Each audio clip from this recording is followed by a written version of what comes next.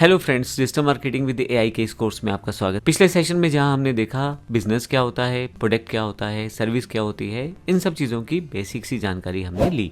अब हम बात करेंगे मार्केटिंग के बारे में। मार्केटिंग क्या होती है? बेसिकली मार्केटिंग जो है, आप अपने बिजनेस को प्रमोट करने के लिए, अपने प्रोडक्ट को प्रमोट करने के लिए, आप अपनी सर्विस को प्रमोट करने के लिए जो जानकारी कस्टमर तक लेके जाते हैं ताकि वो आपके पास आए या आपका प्रोडक्ट खरीदे, तो ये एक तरह से मार्केटिंग रहती है। मार्केटिंग बेसिकली दो तरह से रहती है, एक ट्रेडिशनल मार्केटिंग है और एक डिजिटल मार्केटिंग है।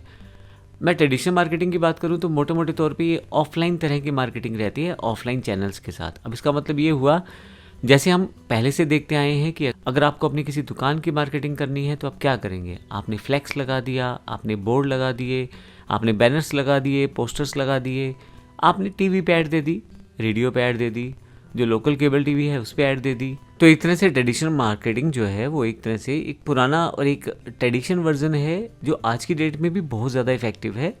जब भी आप देखेंगे, आप अपने पास आसपास के दुकानों के पोस्टर्स, बैनर्स या उनके बारे में लिखा मिलेगा। जो शहर की मशहूर दुकान होती है उसकी जानकारी आपको काफ़ी सारी दीवारों पे पता लग जाती है, क्योंकि लोग पहले से वॉल पेंटिंग्स वगैरह करवाते हैं। तो ये पुराने से मेथड हैं, लेकिन अब अगर इनकी की फीचर की बात की जाए तो टेंजिबल और फिजिकल नेचर में रहते हैं। आपको पोस्टर देना पड़ेगा, पैम्फलेट देना पड़ेगा, आपको लिखवाना पड़ेगा किसी दीवार पे। और इसमें एक समस्या रहती है कि लोकेशन स्पेसिफिक रहते हैं। अब लोकेशन स्पेसिफिक का मतलब ये है कि जैसे एग्जांपल मैं अम्बाला से हूँ, तो अम्बाला में मैं अपनी इंस्टीट्यूशन की ऐड कर सकता हूँ। तो वो जो ऐड रहेगी, बैनर लगा दिए, फ्लैक्स लगा दिए, मुझे पता है कि मेरा अगर इंस्टीट्यूशन भी है तो 5 से 10 किलोमीटर तक मैक्सिमम बच्चे आएंगे। 50 किलोमीटर वाले बच्चे मेरे पास क्या करने आएंगे? वो दूर पड़ जाएगा। तो मेरा जो एरिया है एक स्पेसिफिक एरिया है। और दूसरी बात है हार्डर टू स्केल, मैं बढ़ा नहीं सकता ज़्यादा। मान लीजिए मैं अम्बाला से काम कर रहा हूँ और मान लो मुझे चंडीगढ़ का स्टूडेंट चाहिए, चंडीगढ़ में ऐड लगाऊंगा तो फ़ायदा ही नहीं होगा मुझे, ना वो स्टूडेंट आएगा ना बेनिफिट होगा। तो हार्डर टू स्केल भी रहता है, ना आप अपने बिजनेस को उस तरह से स्केल कर पा रहे हो, ना ही आप उस तरह से अपने मार्केटिंग को स्केल कर पा रहे हो। इसके अलावा आपके पास ये ज़रूर रहता है कि लोकल ऑडियंस जो आपकी रहती है वो मास ऑडियंस रहती है, वो डायरेक्टली आपसे कनेक्टेड होकर जल्दी आपके पास कन्वर्ट हो जाती है और वो आपके पास दुकान वगैरह या अगर कोई ऑफिस है या इंस्टीट्यूशन है तो लोगों का भरोसा आप बड़ी जल्दी पा लेते हैं और लोग आपसे इस ट्रेडिशनल मार्केटिंग से जल्दी जुड़ जाते हैं। और यही अगर मैं आपसे बात करूं डिजिटल मार्केटिंग की, तो क्योंकि यहाँ से हम अपना कॉन्सेप्ट शुरू कर रहे हैं तो बड़े ध्यान से सुनिएगा और देखिएगा। इसमें डिजिटल मार्केटिंग जो है वो ऑनलाइन एक माध्यम है अपनी मार्केटिंग का, अपने प्रोडक्ट की मार्केटिंग का, अपनी सर्विस की मार्केटिंग का।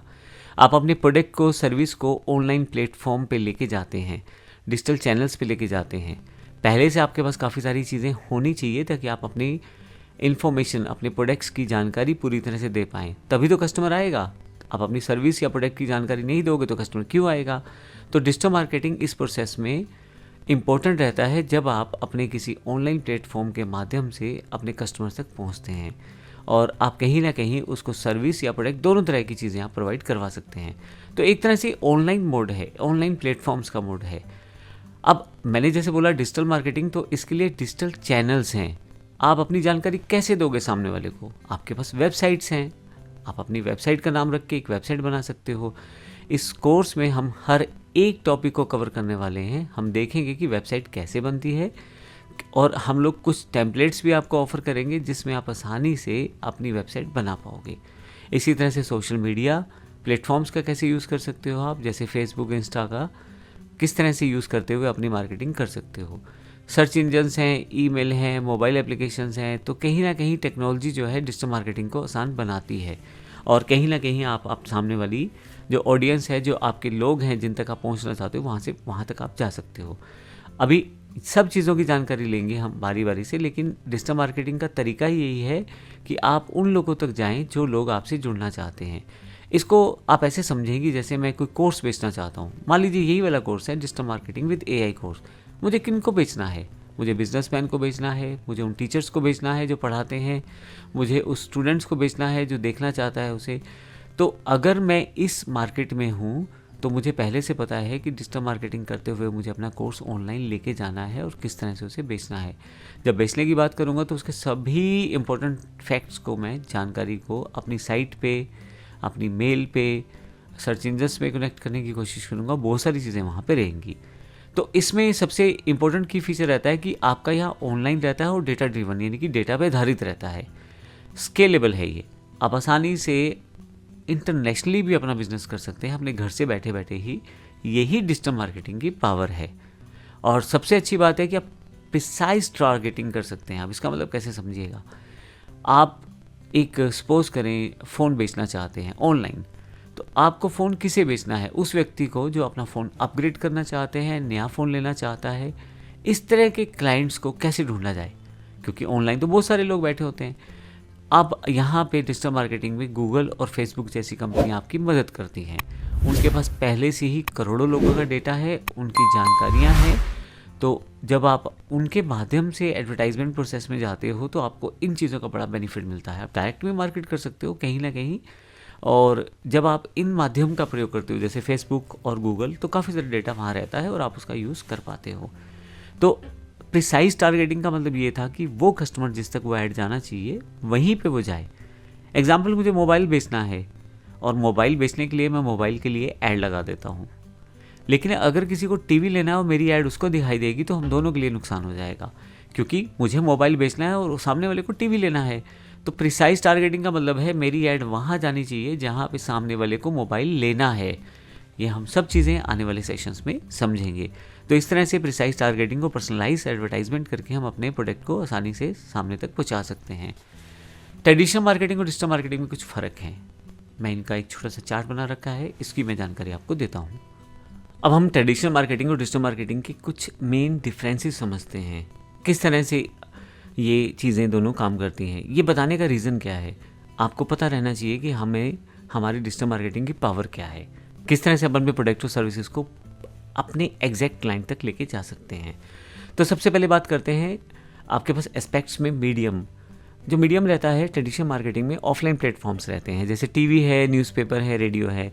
जबकि ऑनलाइन प्लेटफॉर्म में website, social media, Facebook, Google जैसे टूल्स और ईमेल इत्यादि का प्रयोग करके आप अपनी मार्केटिंग करते हैं। टारगेट ऑडियंस बड़ा इंपॉर्टेंट फैक्टर रहता है। जब देखिए अब आप कोई फ्लैक्स लगा दें मार्केट में तो वो सब देखेंगे। आपको सपोज करो आपको एक टीवी बेचना है, सपोज करो आपको एक मोबाइल बेचना है, सपोज करो आपको एक मोबाइल बेचना है। अब एक फ्लेक्स लगा दीजिए कि ये मेरी दुकान है और यहाँ से मैं मोबाइल बेचता हूँ।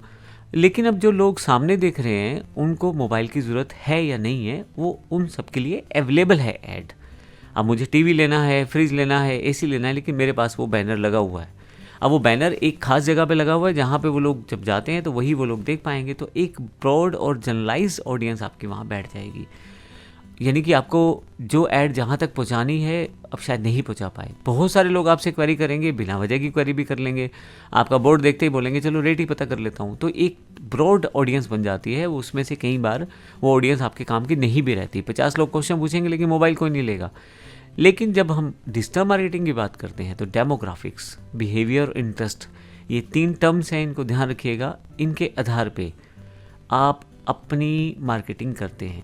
इन टर्म्स की बात मैं इसलिए कर रहा हूँ क्योंकि आपकी डिजिटल मार्केटिंग काफ़ी हद तक इन चीज़ों पे डिपेंड करती है। इसके लिए हम अलग से सेशन में जानकारी लेंगे।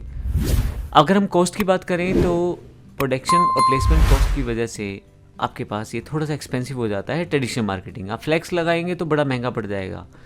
अगर आप बैनर प्लेस करेंगे कहीं पे तो वहाँ रेंट भी देना पड़ेगा और अलग से बैनर का कॉस्टिंग भी रहेगा। जबकि डिजिटल मार्केटिंग की खास बात है कि कॉस्ट इफेक्टिव रहती है। कई प्रोसेस या कई ऐसी हमारे पास कंपनियां रहती हैं या कई ऐसे सोर्सेज जहाँ पे हम एडवर्टाइजमेंट करते हैं, वहाँ पे पे पर क्लिक्स एड्स रहती हैं। जब क्लिक करेंगे तो ही पैसा देना है, नहीं तो नहीं देना। तो इस तरह से कोई लीड आ रही है तो पैसा दो, नहीं तो मत दो। और कई जगह पे आप अपनी इफेक्टिव वे से, कॉस्ट इफेक्टिव वे से अपनी मार्केटिंग को आसानी से कर पाते हैं। और भी ऑनलाइन ऑप्शन रहते हैं, आप फ्री मार्केटिंग भी कर सकते हो और पेड मार्केटिंग भी कर सकते हो। डिपेंड करता है आपके पास कितना आपका बजट है या कितने आप एफर्ट उस पर लगाना चाहते हो। लेकिन बहुत सारे ऑप्शंस आपके डिजिटल मार्केटिंग में बने रहते हैं।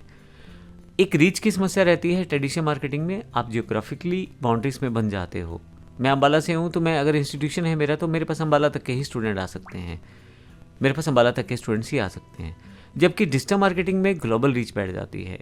अगर मैं ऑनलाइन पढ़ाना शुरू कर दूं और अपनी मार्केटिंग करना शुरू कर दूं तो मैं ऑल ओवर वर्ल्ड से कहीं भी किसी भी स्टूडेंट को बड़ी आसानी से पढ़ा सकता हूं। तो जियोग्राफिकली जो रिस्ट्रिक्शंस रहती हैं वो हट जाती हैं डिजिटल मार्केटिंग करते समय। इसके अलावा एंगेजमेंट बड़ी इंपॉर्टेंट पार्ट रहता है, वन वे कम्युनिकेशन रहता है ट्रेडिशनल मार्केटिंग में। मतलब अगर आपने फ्लैक्स लगा दी तो सामने वाले ने पढ़ लिया, अब उसके विचार क्या थे ये आप नहीं जान पाए।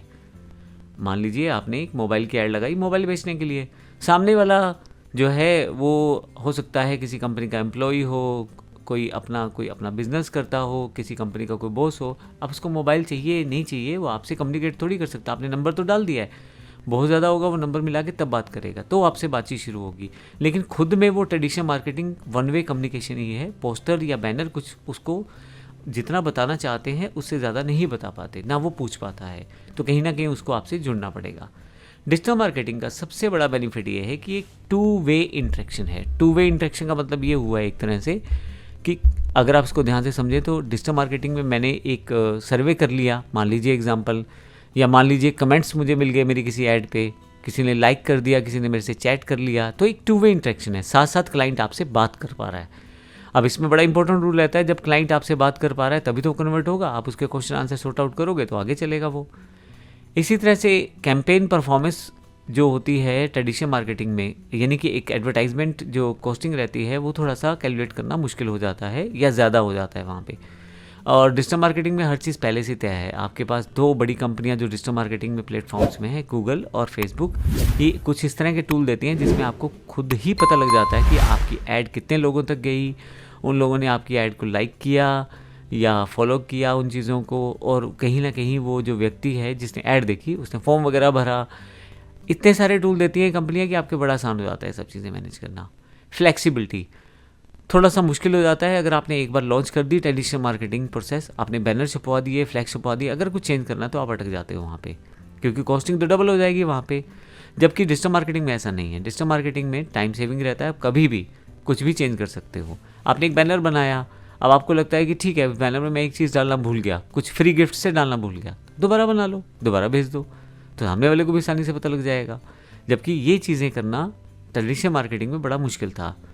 एग्जाम्पल्स इसमें जैसे टीवी कमर्शियल्स हैं, बिलबोर्ड्स हैं, फ्लायर्स हैं, सोशल। अब जबकि डिजिटल मार्केटिंग की बात करें तो हम कहाँ मार्केट करेंगे? सोशल मीडिया प्लेटफॉर्म्स पे, जहाँ पे लोग टाइम बिताते हैं। जैसे व्हाट्सएप अपनी मार्केटिंग देता है, सोशल मीडिया अपनी मार्केटिंग देता है, जैसे फेसबुक, इंस्टा जैसे चैनल्स, गूगल अपनी मार्केटिंग देता है। तो कहीं ना कहीं आपके पास ऑनलाइन चैनल रहते हैं, ईमेल कैंपेन हम चला सकते हैं, तो हमारे पास इस तरह के काफ़ी सारे एग्जाम्पल रहते हैं। एनालिटिक्स में अगर आप बात करें तो क्योंकि डेटा ज़्यादा नहीं है, लोकल है या एक लिमिटेड स्कोप तक है, तो वहाँ पे थोड़ा सा मैनुअल डेटा आपको कलेक्ट करना पड़ता है। लेकिन जबकि अगर आप ऑनलाइन डिजिटल मार्केटिंग की बात करें तो सबसे बड़ा अच्छा फीचर क्या है, एक कस्टमर के सामने एक ऐड आ गई, उसने देखा ऐड को, अगर वो इंटरेस्टेड है तो एक फॉर्म सा भर देगा। अब जब फॉर्म भरेगा, अब वो फॉर्म आपकी वेबसाइट पे भी हो सकता है, फेसबुक पे भी हो सकता है, गूगल पे भी हो सकता है, आप उसका कोई ऑनलाइन लिंक भी लगा सकते हो। अब साथ के साथ कस्टमर ने फॉर्म भरा, साथ के साथ कस्टमर ने फॉर्म भरा, साथ के साथ आप पे क्वेरी आई, आपने बैक कॉल ली, आप दोनों जुड़ गए, एक तरह से रियल टाइम इंटरेक्शन स्टार्ट हो गया। पर्सनलाइज्ड थोड़ा सा लिमिटेशन रहता है पर्सनलाइज्ड में जब आप ट्रेडिशनल मार्केटिंग की बात करते हैं, जबकि जब आप डिजिटल मार्केटिंग की बात करते हैं, क्योंकि आप एडवर्टाइजमेंट को आसानी से चेंज कर सकते हैं, आप बार बार चेंज कर सकते हैं। यहाँ पे जब आपका कोई चीज़ बेहतर हो जाती है, आपका प्रोडक्ट का आपको समझ आ जाती है और आप अपनी चीज़ें सामने वाले तक पहुँचा रहे हैं, तो कहीं ना कहीं वो ज़्यादा पर्सनलाइज्ड रहती है। इसमें हमारे पास काफ़ी सारा ऑप्शन ये भी रहता है कि हम टारगेट करके ऑडियंस से काम करवा सकते हैं, यानी कि हम तो ऑडियंस को टारगेट कर सकते हैं, जिससे हमें पता रहे कि हमारी ऐड जो है सही लोगों तक पहुँचाई जा रही है। तो ये बड़ा इंपॉर्टेंट फैक्टर था ट्रेडिशनल मार्केटिंग और डिजिटल मार्केटिंग में। तो इसको कंक्लूड किया जाए तो ट्रेडिशनल मार्केटिंग एक इफ़ेक्टिव और लोकल ऑडियंस को टारगेट करने का बड़ा अच्छा माध्यम है, पर इसमें थोड़ा सा ये प्रॉब्लम रहता है कि आप प्रिसाइज यानी कि एग्जैक्ट कस्टमर को कई बार टारगेट नहीं कर पाते। दूसरा, स्केल करना मुश्किल हो जाता है, जितना ज़्यादा दूर जाएंगे उतना ज़्यादा आपका खर्चा बढ़ता चला जाएगा और हो सकता है आपके क्लाइंट्स आपके साथ ना आ पाए। एक इंटरएक्टिविटी का प्रॉब्लम रहता है कि अब ट्रेडिशनल मार्केटिंग में उस तरह से अवेलेबल नहीं रहती। लेकिन जब डिजिटल मार्केटिंग की बात करते हैं तो वहाँ पे आपके पास कोस्ट एफिशिएंसी रहती है, डेटा ड्रिवन डिसीजंस रहती हैं, यानी कि किस प्रकार के कस्टमर को आप टारगेट करना चाहते हो, टारगेट रीच रहती है, जो आज के युग के हिसाब से, आज के समय के हिसाब से सबसे बेहतर है। आज की डेट में सभी लोग मोबाइल का यूज़ करते हैं, सभी के पास डिजिटल डिवाइसेस हैं, हर आदमी कहीं ना कहीं से कंप्यूटर, मोबाइल, लैपटॉप से कनेक्टेड है। तो जब आप डिजिटल मार्केटिंग की बात करते हैं तो थोड़ा सा ज़्यादा आपको बेनिफिट रहता है। आने वाले से अगले सेशन में बात करेंगे उन 3 टॉपिक की जो मैंने पीछे छोड़े हैं। मैंने आपको बताया था कि 3 पार्ट जो हैं, डेमोग्राफिक, बिहेवियर और इंटरेस्ट, डिजिटल मार्केटिंग करने के लिए आपको पता होना चाहिए। अगले सेशन में मैं इसकी बात करता हूँ। धन्यवाद।